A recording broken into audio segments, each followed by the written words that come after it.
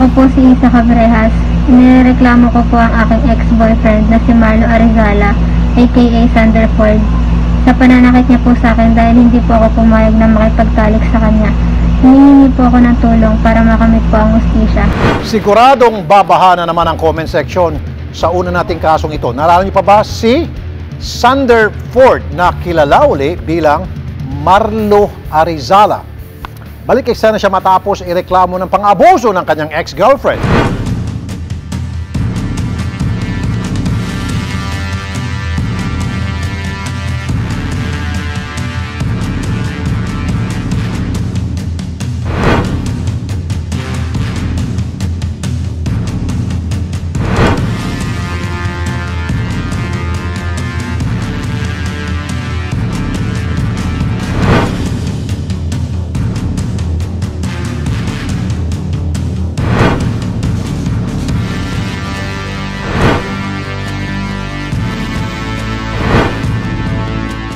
Nakausap po natin live via video call ang nagreklamong ex-girlfriend si Isa Cabrehas.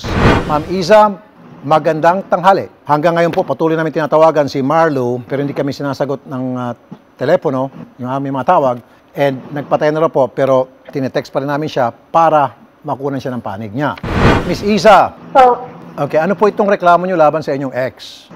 Sinasaktan niya po ako. Bakit nangyayari po yung pananakit? Anong problema niya, ma'am? Pinilit niya po ako na may mangyari po sa amin.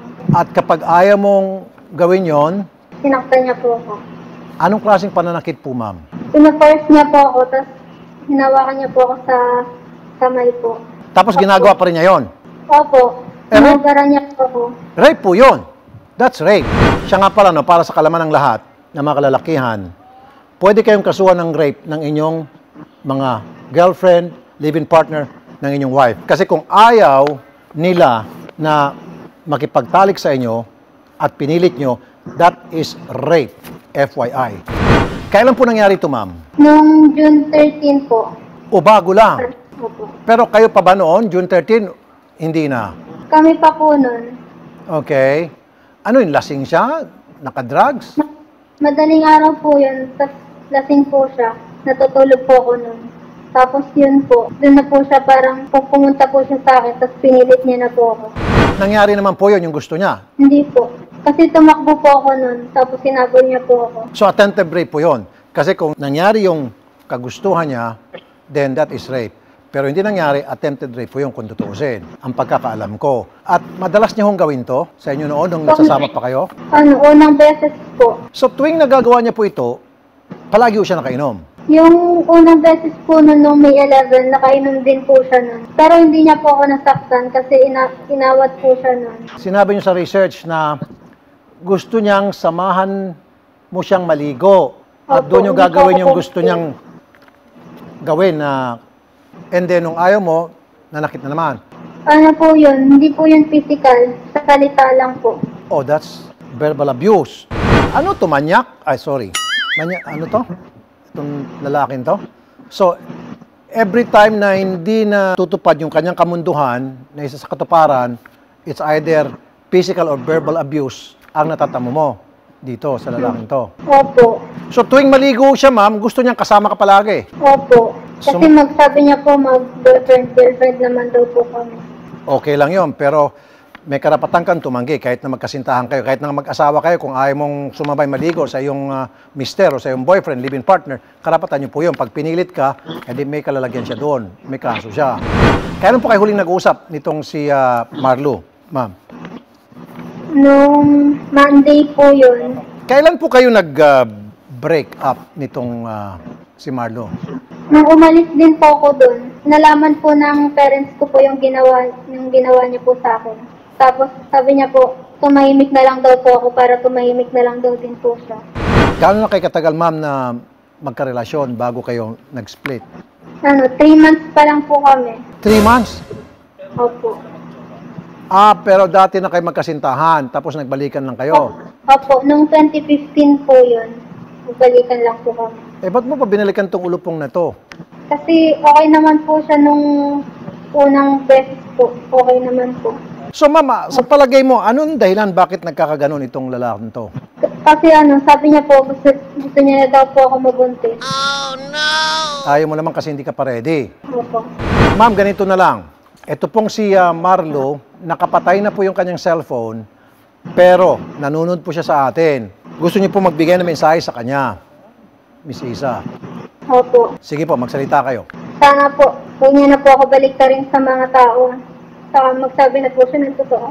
Kasi, puro kasi nangalingan po yung sinasabi niya. Kaya baliktad niya po ako sa mga tao. Ano po yung binabaliktad ka? Ano yung mga pinagsasabi niya kasinungalingan po sa mga tao? Sabi niya po, ako naman daw po yung may gawa daw po ng mga pasako. Ako daw po yun. Tapos, hindi naman daw po totoo na yung ginawa niya po. Meron po kayong mga medical certificate? Ano po, ma'am? Nagpo-medical po ako dito pero hindi daw po yun pwede kasi malayo po ako. Kailangan daw po dun sa may hospital daw po na malapit sa pinangyarihan. I don't think so. I don't think so. Dapat yung ospital na pupuntahan mo, regardless kung saan lugar yan, dapat tatanggapin ka sa pagpapamedical. Master Sergeant Evangelista, magandang tanghali po, madam. Magandang tanghali po, sir. Ma'am, ito pong si Miss Iza, gusto niya sana magpa-medical, kaya lang tinatabla raw siya ng ospital na pinuntahan niya dahil dapat daw kung saan siya sinaktan, doon siya magpapa-hospital, which I think is BS.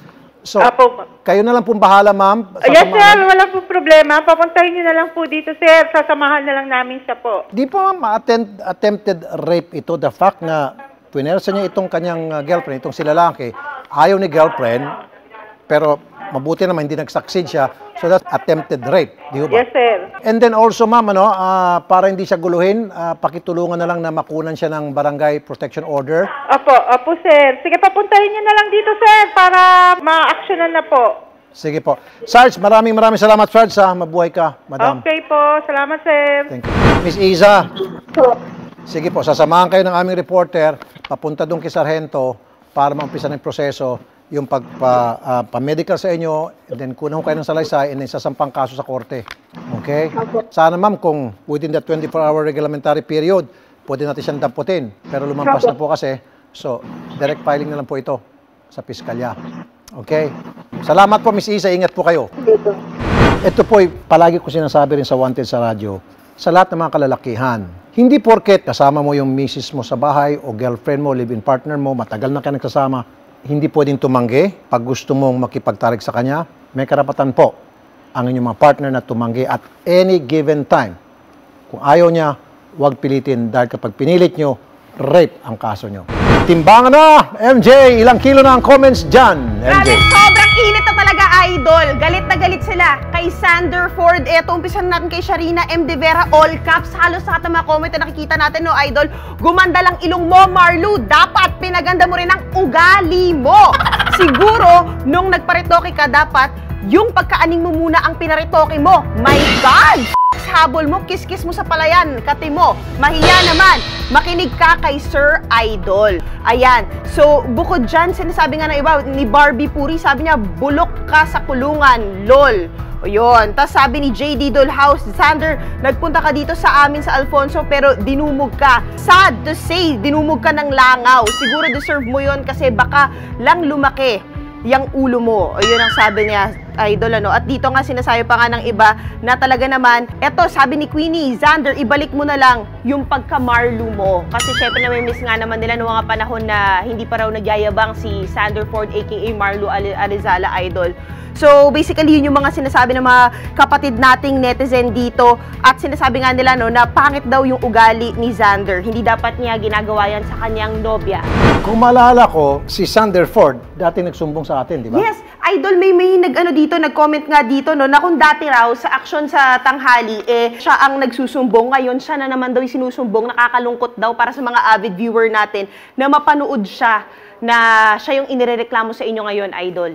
Kaya dito, patas anybody, pwedeng pumunta rito, magsumbong kung kayo po inapi.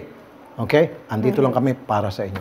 Rapi tulpo, isang taong hindi ka iiwanan. Basta nasa tama ka, ilalabang ka ng patayon. Kahit na sariling reputasyon niya ang itaya, ipagtatanggol ka niya kahit siya ang mapahiya. Ang sarap kapag panatagsan man ng iyong tungtungan dahil merong rapi tulpo ka.